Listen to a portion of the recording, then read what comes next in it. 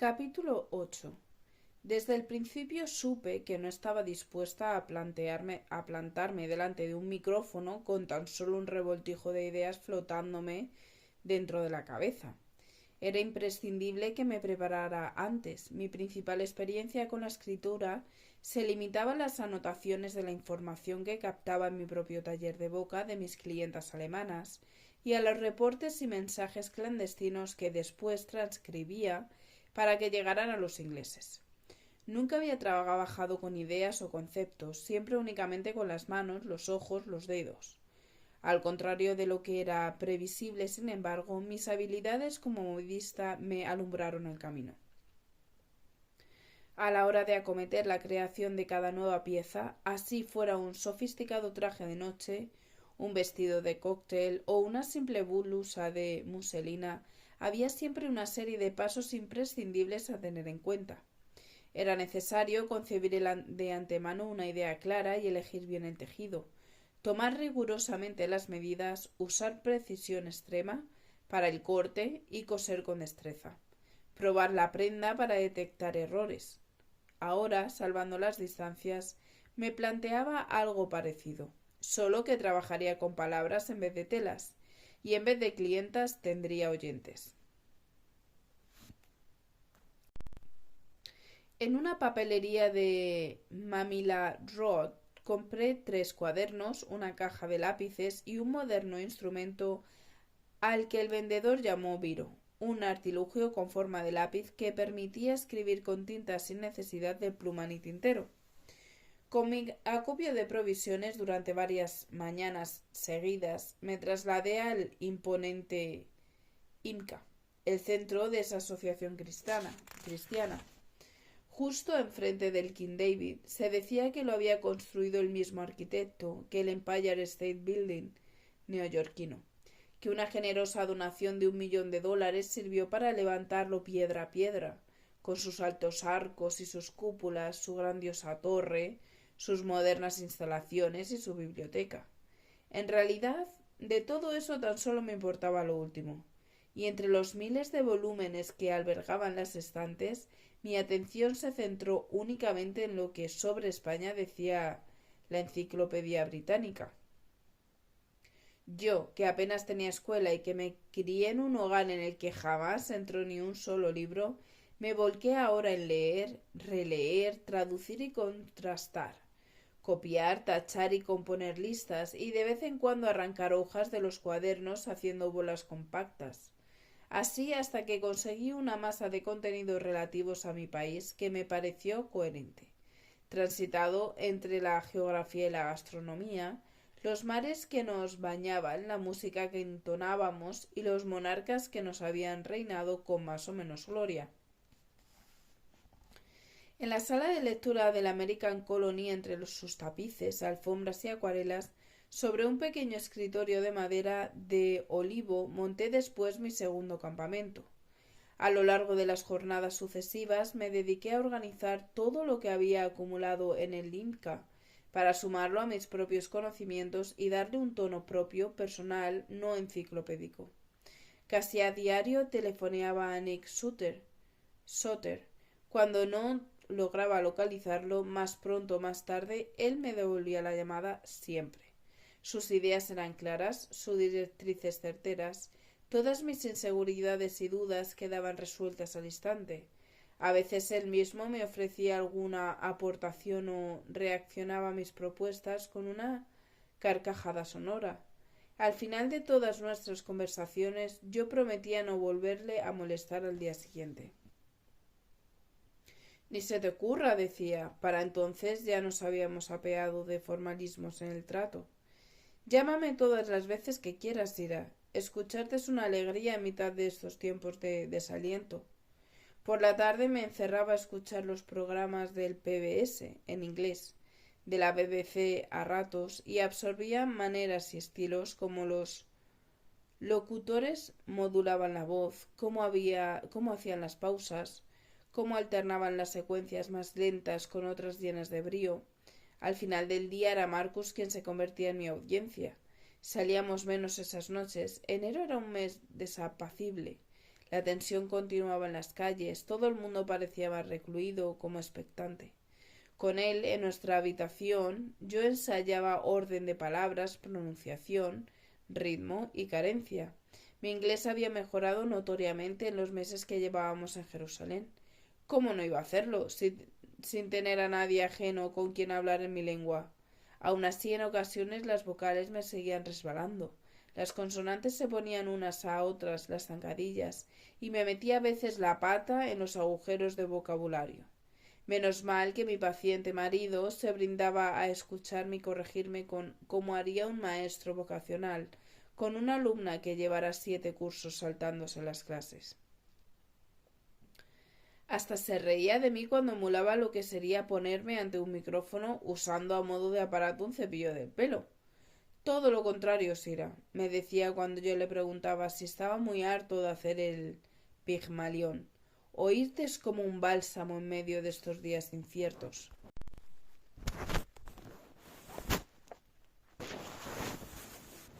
Ni a Nick ni a Marcus les faltaba razón al mostrarse desmoralizados ante el ambiente general de aquellos momentos. Más allá de la calidez del American Colony y de nuestros cuartos, del sosiego de la biblioteca del IMCA y de otros entornos privados o exclusivos, el año había empezado sin perspectiva de cambios inminentes y el nerviosismo se palpaba por todas las esquinas. Las bandas extremistas judías proseguían con sus acciones sangrientas. En unas ocasiones actuaban los miembros de Irgun a las órdenes de un tal Menachem Begin. En otras atacaban los de Lehi, esos que se proclamaban luchadores por la libertad de Israel y a los que en inglés, en alusión a su fundador, se los conocía comúnmente como la Stern-Kang, la banda de Stern. A veces se trataba de acciones de la Haganah, el ejército no oficial del Yishuv, apoyado por la agencia judía. En cualquier caso, con independencia de quien perpetrara cada uno de los desmanes, la crueldad realidad era que todos ellos estaban unidos esos días bajo la bandera del movimiento de resistencia hebrea, movilizados ante un objetivo firme y concreto: arremeter contra los británicos, su personal y sus instalaciones. Establecer el Estado de Israel como nación independiente era su objetivo, y para eso los ingleses les estaban estorbando. En cualquier momento del día o de la noche nos sobresaltaba una ráfaga de tiros en el estallido o el estallido de una granada. Los ataques contra edificios oficiales se repetían también con intensa frecuencia. Cada pocos días se sabía de un nuevo sabotaje, otra emboscada, otra ofensiva o el enésimo robo de munición y armas. Pese a todo, la vida cotidiana continuaba como con una normalidad aparente.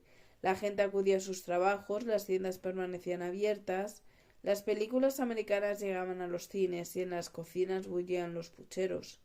Quedé finalmente con Nick Soter el 18 de enero para hacer una prueba de voz y ultimar detalles. La grabación definitiva la realizaríamos al día siguiente. Sola, frente a mi armario como todas las mañanas, descolgué de su percha un sobrio traje azul marino de 2 piezas. Al intentar abrocharme la chaqueta, por primera vez noté que mi cintura no era la de siempre. Me turbó saber que mi cuerpo estaba cambiando, expandiéndose, creciendo sitio a la criatura que crecía dentro. Un auto del PBS me recogió en el American Colony y me dejó frente a Broadcasting House, pocos metros antes de las 10.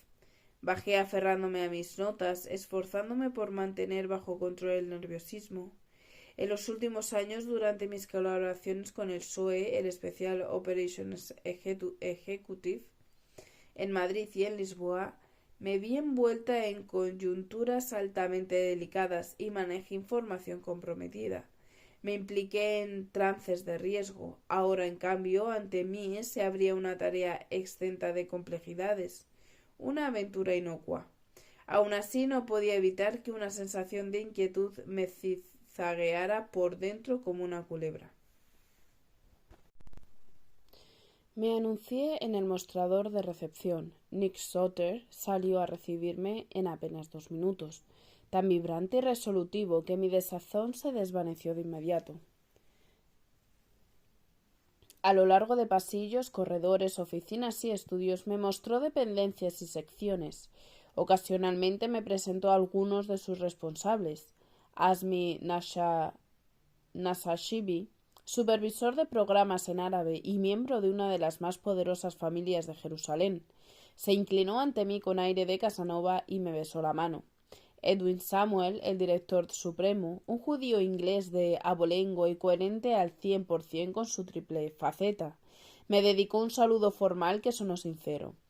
Ruth Belkin, productora de programas, una judía rusa bajita y madura con años de experiencia a las espaldas, prometió estar presente en el ensayo y a mi lado en el estudio al día siguiente.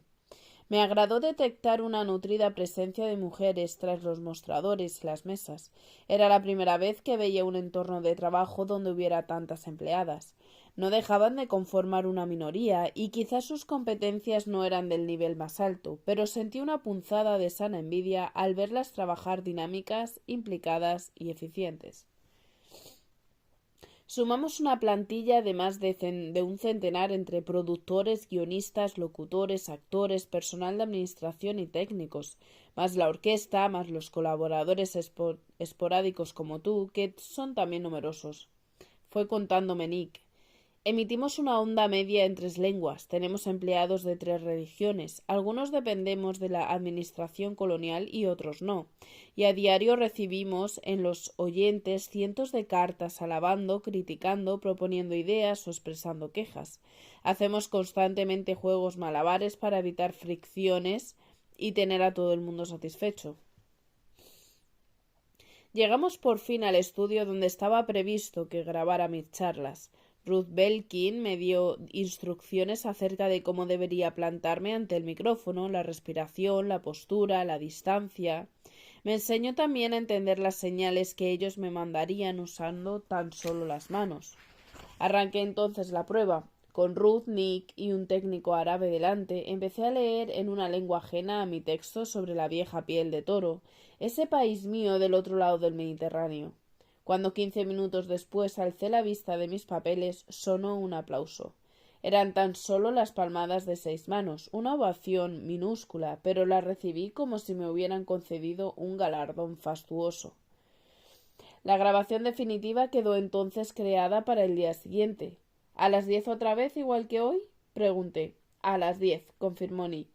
Ruth consultó entonces una plantilla y corrigió a su jefe. No. Mejor lo adelantamos, por si hubiera cualquier contratiempo.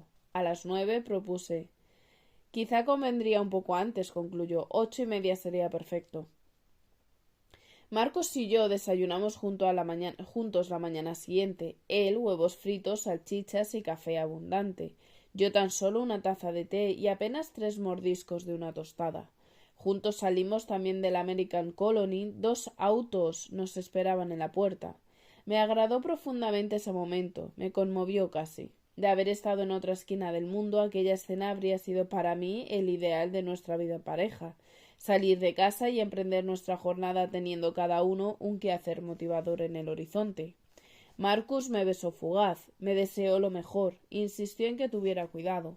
Yo era consciente de que él habría preferido que me quedara en el hotel, escribiendo postales, leyendo novelas, escuchando la radio o viendo crecer los jazmieros de Berta Bester. Respetuoso siempre con mis decisiones, no se guardó para sí y me saludó y me susurró al oído. Buena suerte. Los 2 vehículos arrancaron al unísono. El de Marcus avanzó delante. El mío, un Morris del PBS, lo siguió de cerca. Descendimos hasta la puerta de Damasco. Allí nos separamos. Mi conductor se desvió hacia la derecha y entró en la calle de los Profetas. El de Marcus siguió rumbo a Julian Way. Miré el reloj. Eran las 8:20. Hacía frío, amanecía, se anticipaba un día de sol invernal, cortante y luminoso. Cobijada en el asiento trasero, con el cuello del abrigo alzado, el sombrero y los guantes de piel puestos, continué dando vueltas a mis guiones, sus contenidos, mi pronunciación, Esas eses complejas que me resbalaban entre los dientes. Apenas había tránsito, pocos viandantes y escasos coches. Adelantamos a un carro cargado de leña tirado por un burro viejo, un árabe más viejo todavía, caminando al lado arrastrando los pies, con su chilaba andrajosa y un cufilla negra en la cabeza. A la altura del imponente hospital italiano torcimos hacia St. Paul's Road, luego hacia Queen's Melsandes Way. Al fondo se alzaba Broadcasting House con sus dos plantas de piedra, las mimosas sin flor frente a la entrada, la gran escalera. Se veían algunas luces encendidas dentro, aunque en el exterior apenas había presencia, todavía era temprano. El auto avanzaba sin prisa. Yo seguía cobijada en mi abrigo y mis cálidos guantes, sumida mentalmente en los apuntes sobre mi patria. Fue entonces, llegando a la puerta, cuando algo inesperado cruzó veloz frente a nosotros. Una sombra, una presencia rauda, resbalosa, humana. El chofer frenó en seco y me gritó algo que no logré entender. Mi cuerpo se abalanzó con brusquedad hacia adelante, por efecto de la inercia. De manera instantánea me crucé los brazos sobre el vientre. La explosión sonó brutal. El coche se sacudió como movido por la mano de un gigante furioso y los oídos se me quedaron atronados. Todo alrededor se llenó de humo polvoriento. De inmediato se oyeron ráfagas de metralleta, gritos broncos y carreteras. El conductor se giró hacia atrás y me agarró sin miramientos por la cabeza, arrancándome el sombrero y obligándome a tumbarme a la vez que brameaba en árabe e intentaba retroceder para alejarnos. Hecha un ovillo sobre el asiento trasero, todo el tiempo restante permanecí con los ojos abiertos, muda, paralizada y a la vez extrañamente serena mientras mantenía los brazos entrelazados como tenazas sobre mi torso y las piernas dobladas encima. Los tiros, los gritos desgarrados alrededor en hebreo, en inglés y en árabe, las carreteras, los motores de otros autos que llegaron precipitados, sus neumáticos derrapando sobre la gravilla, las sirenas que entonces empezaron a sonar desde la lejanía, haciéndose cada vez más intensas. Todo me fue indiferente. Mi frialdad era tenaz, mi quietud solo tenía un propósito. Lo único que me obsesionaba era que mis brazos no se movieran de su sitio, que siguiera cobijando a mi criatura, dándole calor, aliento.